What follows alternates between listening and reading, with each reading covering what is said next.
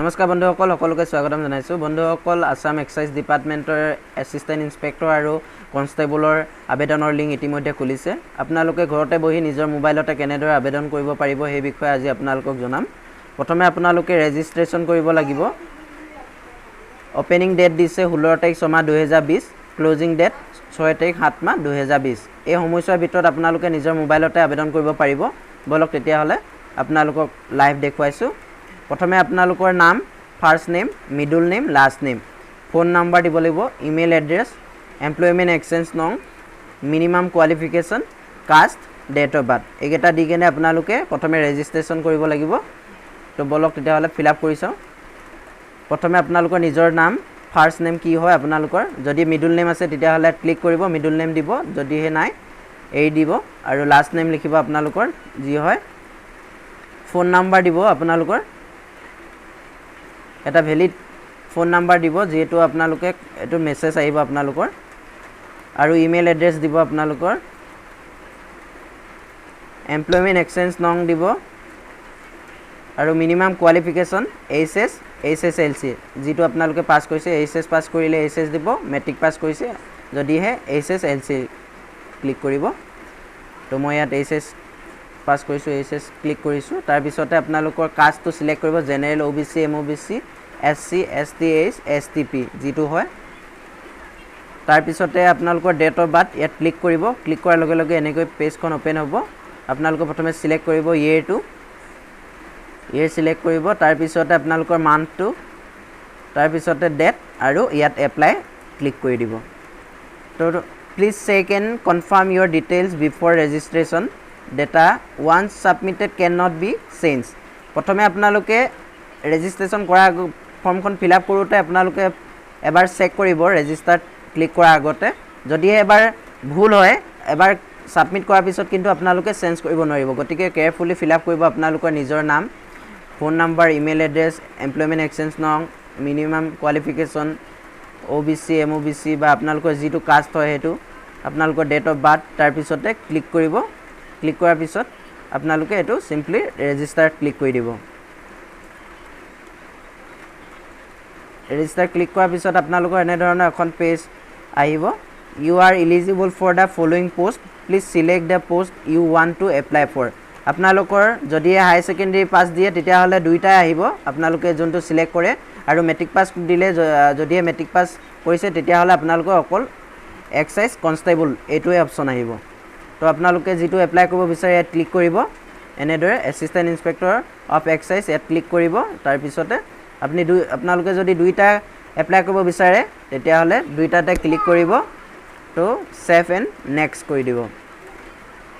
তাৰ পিছতে এনেদৰে আহিব আপোনালোকৰ সিলেক্ট পোষ্ট প্ৰিফাৰেন্স দিব আপোনালোকে প্ৰথমে কোনটো দিব বিচাৰে মই প্ৰথমে এছিষ্টেণ্ট ইন্সপেক্টৰ অফ এক্সাইজ টো দিছো তাৰ পিছতে আপোনালোকৰ এক্সাইজ কনষ্টেবল তো সেভ এণ্ড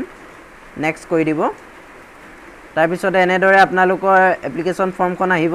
তো এখন ফিল আপ কৰিব লাগিব আপোনালোকে প্ৰথমে নামটো এটো ফিল আপ কৰা হৈ গল অলৰেডি তাৰ পিছতে ফাদাৰস নেম দিব লাগিব ফুল নেম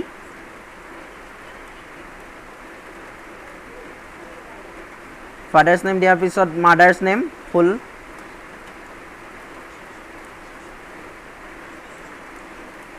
এমপ্লয়মেন্ট এক্সচেঞ্জ নং দিয়া আছিল ৰেজিষ্ট্ৰেচন কৰাৰ সময়ত আমি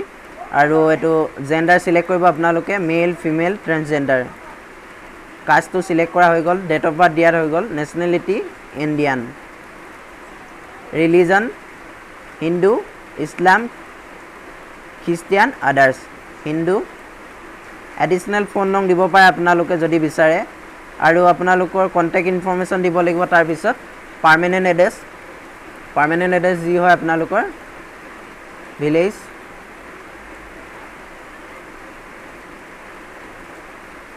পোষ্ট অফিস দিব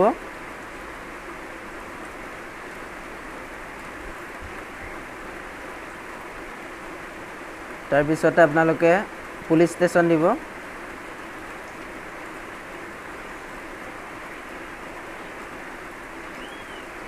ডিস্ট্ৰিক্ট সিলেক্ট কৰিব আপোনালোকৰ যিখন ডিস্ট্ৰিক্ট হয় তিনসুকিয়া মই সিলেক্ট কৰিছো পুলিশ ষ্টেচন আপোনালোকৰ যেটো হয় এটো সিলেক্ট কৰিব যদি আপোনালোক পিন কোড দিব আপোনালোকৰ আৰু যদিহে আপোনালোকৰ পাৰ্মানেণ্ট এড্ৰেছ আৰু প্ৰেজেণ্ট এড্ৰেছ ছেম হয় তেতিয়াহ'লে ছেম এজ পাৰ্মানেণ্ট এড্ৰেছ বুলি ইয়াত ক্লিক কৰিব আপোনালোকে এইটো আহি যাব তো তাৰপিছতে আপোনালোকে ছেভ এণ্ড নেক্সট কৰিব যদিহে নহয় এইটো ফিল আপ কৰি দিব আপোনালোকে ছেম হয় তো ছেভ এণ্ড নেক্সট কৰিছোঁ মই তাৰপিছতে আপোনালোকৰ কোৱালিফিকেশ্যন আহি গ'ল ডিপাৰ্টমেণ্ট কোন এইচ এছ কোনটো ডিপাৰ্টমেণ্টৰ পৰা পাছ কৰিছে আৰ্টছ ছায়েন্স কমাৰ্চ আদাৰ্ছ তো কলেজ নেম দিব লাগিব যিখনৰ পৰা আপোনালোকে পাছ কৰিছে হায়াৰ ছেকেণ্ডেৰী যদি আপোনালোকে কোনো হায়াৰ ছেকেণ্ডেৰী স্কুলৰ পৰা যদি পাছ কৰিছে তেতিয়াহ'লে আপুনি বিদ্যালয়খনৰ নাম দিব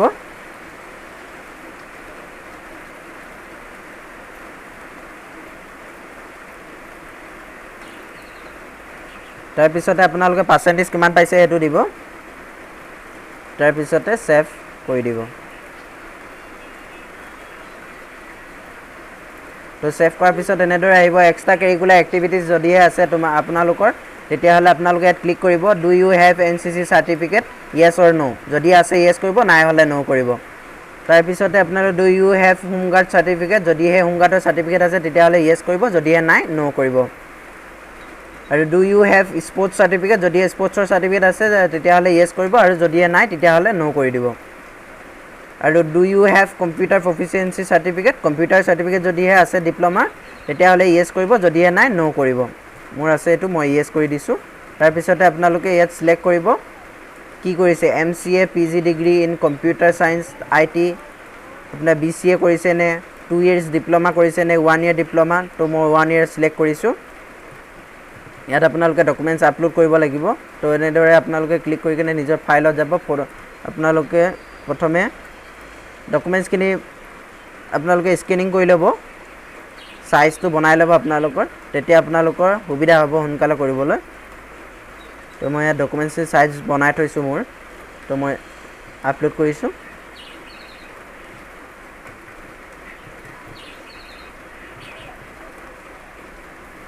তো মোৰ আপলোড হৈ গ'ল ইমেজ আপলোড সাকসেসফুলি বুলি দেখাব আপোনালোকৰ এটো সেভ এণ্ড নেক্সট কৰি দিব তাৰপিছতে আপোনালোকৰ এজ প্ৰুফৰ কাৰণে আপোনালোকে এডমিট দিব মেট্ৰিকৰ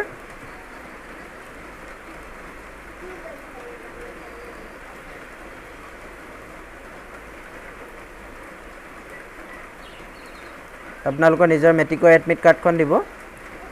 সেভ কৰি দিব ইমেজ আপলোডিং হৈ আছে তো ইমেজ আপলোড সাকসেসফুলি তাৰপিছতে কোৱালিফিকেশ্যন সাৰ্টিফিকেট আপোনালোকৰ এইচএছ পাছ যদি হয় তেতিয়া হলে আপোনাৰ পাছ সাৰ্টিফিকেটখন যদি মেট্ৰিক পাছ হয় মেট্ৰিক পাছৰ সাৰ্টিফিকেটখন দিব তো সিম্পলি ক্লিক কৰিব ইয়াত আপোনালোকৰ ফাইলত যাব আপোনালোকে ক'ত ডকুমেণ্টছখিনি থৈছে তাত গৈ আপোনালোকে সিম্পলি ক্লিক কৰি দিব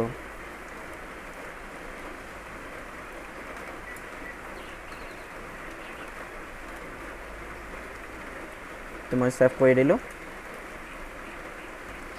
ইমেজ আপলোডেড সাকসেসফুলি হৈ গৈছে তাৰপিছতে ফটো মই ক্লিক কৰিছোঁ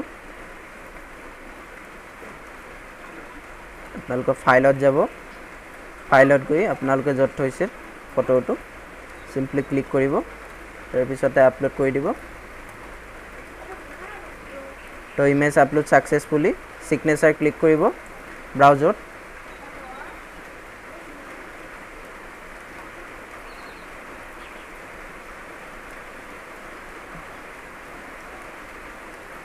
তো সেভ কৰিব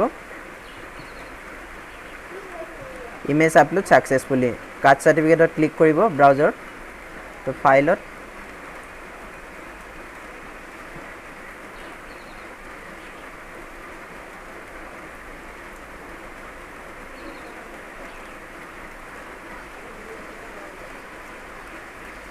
সিম্পলি সেভ কৰিব ইমেজ আপলোড সাকসেসফুলি তাৰপিছতে আপোনালোকে এমপ্লয়মেন্ট এক্সচেঞ্জ সাৰ্টিফিকেটখন আপলোড কৰিব লাগিব তো ক্লিক কৰিব ক্লিক কৰাৰ পিছত আপোনালোকে সাৰ্টিফিকেটখন আপলোড কৰিব employment exchange certificate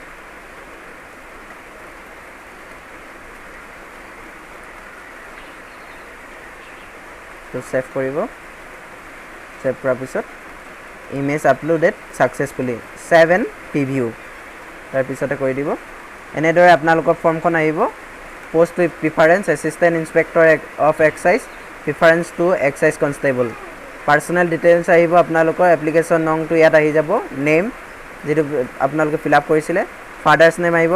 mothers name date of birth caste phone additional phone number যদি দিয়ে ইয়াত শ্ব' কৰিব আপোনালোকৰ জেণ্ডাৰ কি হয় এমপ্লয়মেণ্ট এক্সচেঞ্জ নং nationality Indian religion Hindu permanent address আপোনালোকৰ প্ৰেজেণ্ট এড্ৰেছ তাৰপিছত একাডেমিক কোৱালিফিকেশ্যন আহিব আপোনালোকে এইচএছ ষ্ট্ৰীম কোন ষ্ট্ৰীমৰ পৰা পাছ কৰিছে পাৰ্চেণ্টেজ কিমান আপোনালোকৰ আপলোড ডকুমেণ্টছখিনি ইয়াত শ্ব' কৰিব এজ প্ৰুফ কি দিছে আপোনালোকে ভিউ কৰি কিনে চাব পাৰিব তো মই মেট্ৰিকৰ এডমিটখন দিছিলোঁ এনেদৰে আহিছে চাওক আপোনালোকে তো তাৰপিছতে ক্ল'জ কৰি দিব কোৱালিফিকেশ্যনৰ চাৰ্টিফিকেট EWS মই ইকনমিকেলি উইকাৰ ছেকশ্যনৰ কাৰণে এইটো তাৰপিছতে কাষ্ট চাৰ্টিফিকেটখন এক্সট্ৰা কাৰিকুলাৰ এক্টিভিটিজ যদি আছে তেতিয়াহ'লে আপোনালোকে employment exchange certificate computer diploma NCC home guard sports certificate যদি আছে আপোনালোকে ইয়াত শ্ব' কৰিব আপোনালোকে যদি ছাবমিট কৰিছে আৰু ইয়াত শেষত প্ৰিভিউ যদি ভুল হৈছে তেতিয়াহ'লে আপোনালোকে আকৌ এডিট কৰিব পাৰে যদি নাই হোৱা তেতিয়াহ'লে আপোনালোকে ইয়াত চিম্পলি ছাবমিট বাটনত ক্লিক কৰি দিব তাৰপিছত কৈছে please check all details carefully before final submission application once submitted can not be edited গতিকে আপোনালোকে ফাইনেল ছাবমিট কৰাৰ আগতে এপ্লিকেশ্যনখন এবাৰ চেক কৰি ল'ব যদিহে ভুল আছে আৰু যদিহে ভুল নাই তেতিয়াহ'লে ক্লিক কৰি দিব আৰু যদিহে ভুল আছে কিন্তু আপোনালোকে পিছত এইটো ছাবমিট কৰাৰ পিছত আকৌ এডিট কৰিব নোৱাৰিব কিন্তু তো মই ইয়াত ভুল নাই মোৰ ফাইনেল ছাবমিট কৰি দিছোঁ মই তো এনেদৰে কৰাৰ পিছত আপোনালোকৰ এটা OTP আহিব মোবাইললৈ তো মোৰ OTP আহি গ'ল তো মই কপি কৰি ইয়াত পেষ্ট কৰি দিছোঁ তো ছাবমিট কৰি দিব তাৰপিছতে এনেদৰে আহিব আপোনালোকৰ application form download admit card pending result pending তো ডাউনলোডত ক্লিক কৰিব আপোনালোকে এনেদৰে এপ্লিকেশ্যন PDF আহিব তো ওকে কৰি দিব তো আপোনালোকৰ এপ্লিকেশ্যন ডাউনলোড হৈ যাব তো বন্ধুসকল আপোনালোকে লাইভ দেখিলে কেনেদৰে নিজৰ মোবাইলতে আবেদন কৰিব পাৰিব গতিকে দেৰি নকৰি আজি আবেদন কৰি লওক আৰু ভিডিঅ'টি চাই যদিহে ভাল পালে প্লিজ লাইক কমেণ্ট আৰু আপোনালোকৰ বন্ধুসকলৰ সৈতে শ্বেয়াৰ কৰিবলৈ নাপাহৰিব আৰু যদি কিবা সুধিব লগা থাকে কমেণ্ট বক্সত সুধিব আৰু চেনেলটি ছাবস্ক্ৰাইব কৰি ল'ব লগতে বেল আইকনটো টিপি ৰাখিব আৰু যেতিয়া মই এনেকুৱা ধৰণৰ ভিডিঅ' আপলোড কৰোঁ ন'টিফিকেশ্যনবোৰ আপোনালোকে পাই থাকে ধন্যবাদ